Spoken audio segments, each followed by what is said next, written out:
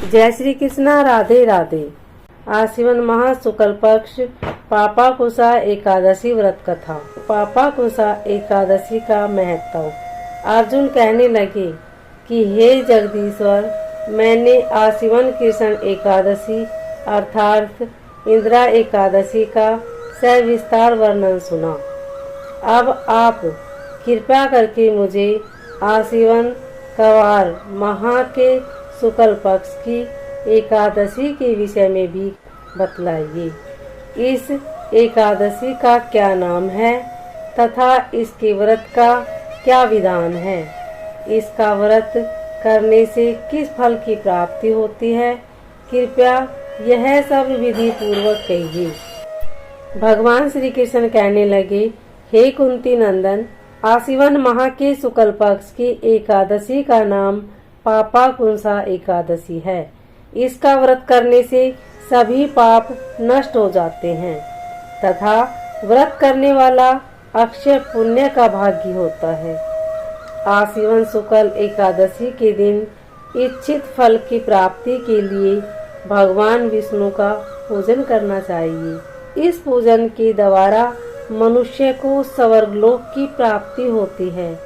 हे अर्जुन, जो मनुष्य कठिन तपस्याओं के द्वारा फल की प्राप्ति करते हैं, वह फल इस एकादशी के दिन क्षीर सागर में शेषनाग पर शयन करने वाले भगवान विष्णु को नमस्कार कर देने से मिल जाता है और मनुष्य को यम के दुख नहीं भोगने पड़ते।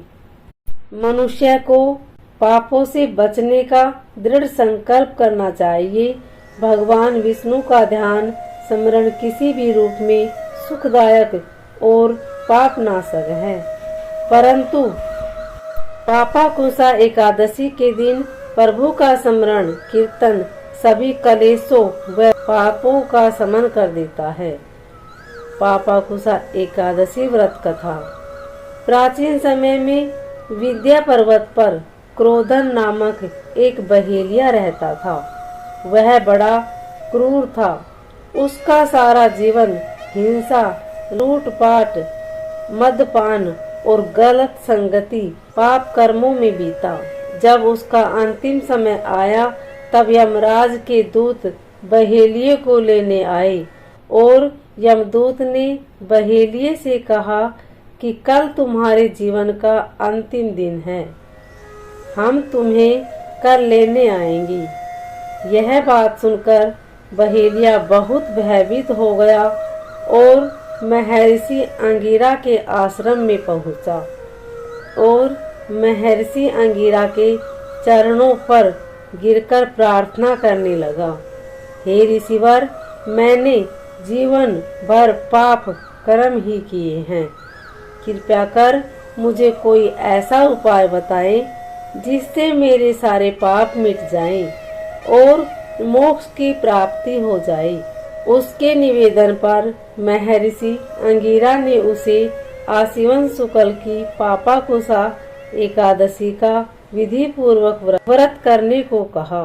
महर्षि अंगिरा के कहे अनुसार उस बहेलिये ने यह व्रत किया और किए गए सारे पापों से छुटकारा पा लिया और इस व्रत पूजन के बल से भगवान की कृपा से वह विष्णु लोक को गया। जब यमराज के दूतों ने इस चमत्कार को देखा तो वह बहेलिये को बिना लिए ही यमलोक वापस लौट गई। तो यह थी पापाकुशा एकादशी व्रत की पौराणिक कथा। अगर आपको अच्छी लगे तो वीडियो को लाइक शेयर सब्सक्राइब जरूर करें। कमेंट में ओम नमो भगवते वासुदेवाय अवश्य लिखें। धन्यवाद।